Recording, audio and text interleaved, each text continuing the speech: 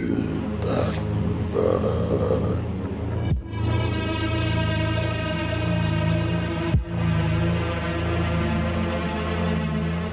You're walking home from work at night. It's dark. You have to go through a poorly lit alleyway. You hear footsteps behind you, and a shadowy figure is 20 yards off and heading in your direction. We've all been in this situation, or one similar to it, several times in our lives. It makes our minds race. We start to wonder what this person's intentions are. Do they want to cause us harm? Perhaps they are planning on robbing us. In most cases, it's just someone minding their own business on their way to wherever they're going. It's an animal instinct to be on your guard when you perceive a threat. Sometimes though, that person behind you is following you. And when that happens, it would be wise to get yourself to safety, as we are about to find out tonight on Scary True Tales.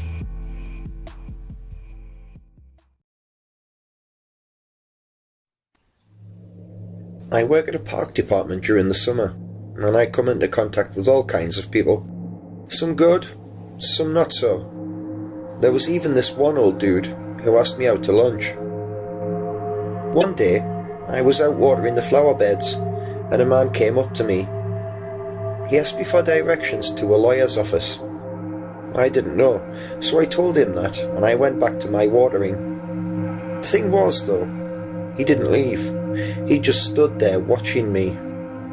I could feel his eyes upon me. I was starting to feel a little bit creeped out by now, so I pointed to my co-worker down the road across the street. I then told him that she might know the directions. He took one look at my co-worker, got in his car and drove away without asking her for directions. I've never seen him again, thank goodness. It really freaked me out that he didn't leave until I pointed out that I wasn't alone. I felt like I came really close to being kidnapped that day.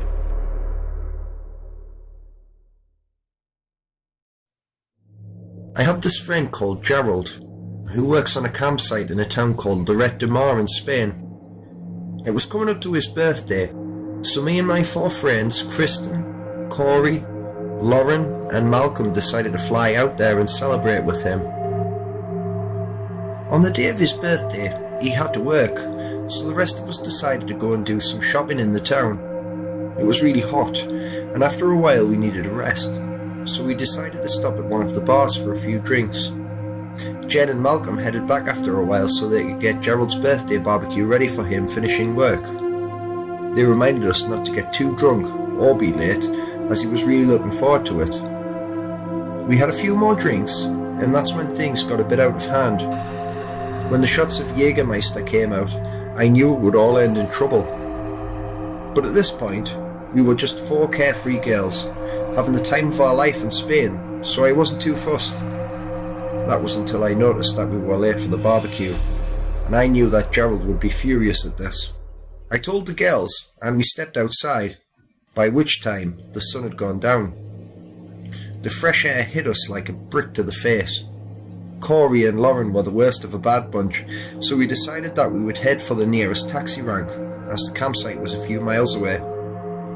After a half hour of staggering around, we reached the rank, and were point blank refused by more than one cab due to Lauren being mortal drunk. We argued with one driver after another, but it was no use. Lauren threw a punch at one driver, and at this point I decided that I didn't want to get locked up in some Spanish jail, so with Kristen's help we dragged her away kicking and screaming. There was nothing for it. We had to hit the long road back to the campsite. It was one of those straight roads that seemed to stretch on forever, especially as we were having to just about pull Lauren down the road, picking her up each time she fell. We had been on the road a good while when I looked over at the other side of the road. This strange looking man in a long trench coat staring at us. He had dark hair and dark beady looking eyes. He seemed to be following us, and we noticed that whenever we stopped to pick Lauren up, he would stop and start staring again.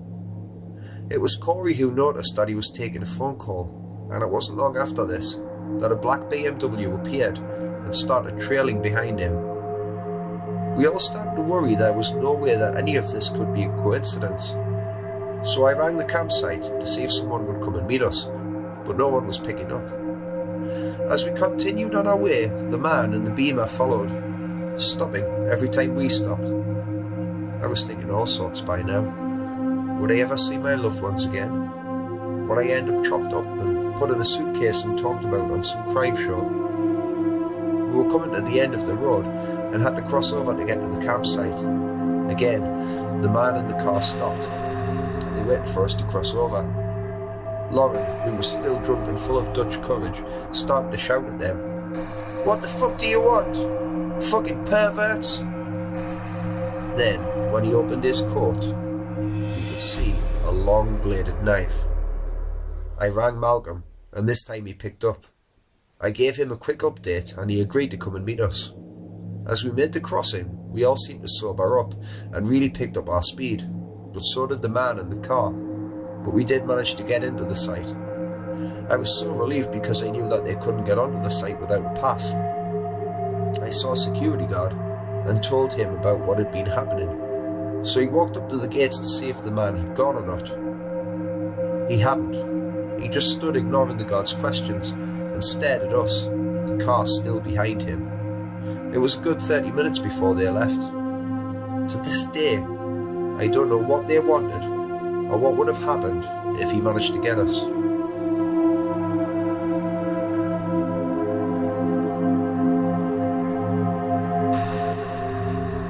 When I was 13 years old, I lived in County Durham in England. My friends and I used to meet up in a den we had built in a small wooded area between the towns of Easington and Peterlee. It was on a main route between the towns, and you would get to it through the lay-by, which was on a roundabout. One day, I went about a half an hour before we were due to meet up. I got into the lay-by to enter the woods, and parked up was this purple Citroen. There was an old man sitting at the wheel, staring at me. He looked like he was in his 60s, and he was wearing a flat cap. I just ignored him. I really thought nothing of it at the time.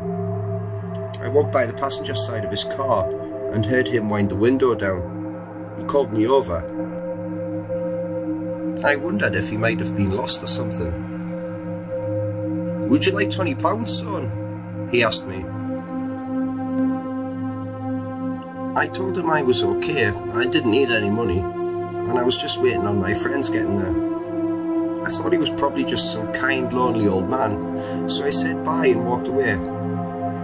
"You can come and sit in my car till your friends get here," I heard him shout. That's when I started to sense danger. He opened the passenger door and said, "Get in. If you let me wank you off, I will give you £20. That was it.